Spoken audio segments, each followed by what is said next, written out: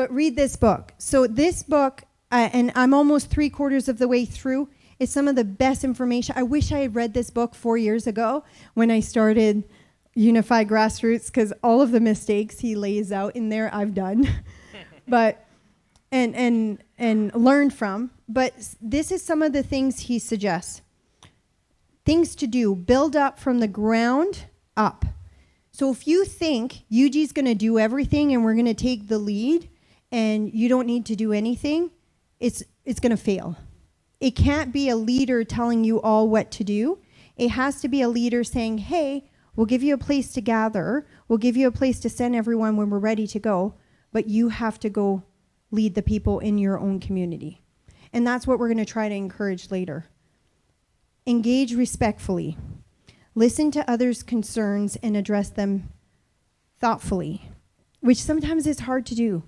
But you get a lot more with honey than you do with vinegar, and that's one of the things that I've learned, even though I'm still learning about not being so critical of mainstream media, but I'm learning.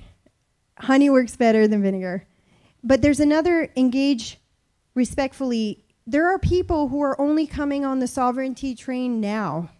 Just because you were in it 10, 20, 30 years ago doesn't mean you should be shaming those people for not realizing sooner that things needed to change in that level. So I've already faced that. But instead of celebrating, we're doing something about it. So that's something to recognize in your area, in your communities. You'll have people that you might be the one to convince them. Don't make them feel bad for not realizing sooner. Educate yourself. Understand the arguments for and against to discuss them effectively. I'm still learning this. Stay consistent. Maintain a clear and steady message to build credibility. Doesn't mean you'll know everything. It's okay to say, I don't know. And you probably will ask me some question, and I'll say, I don't know.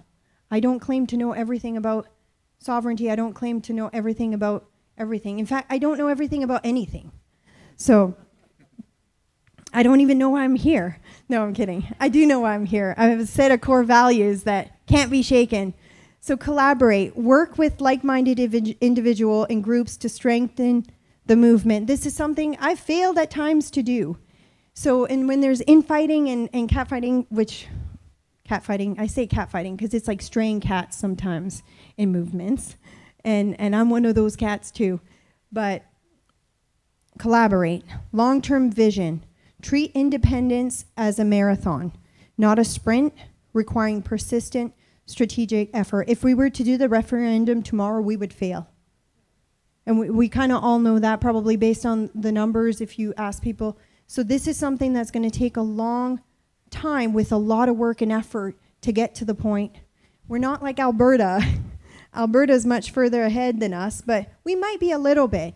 But we don't have the organizational structure that they've been building for the last 4 years. Don't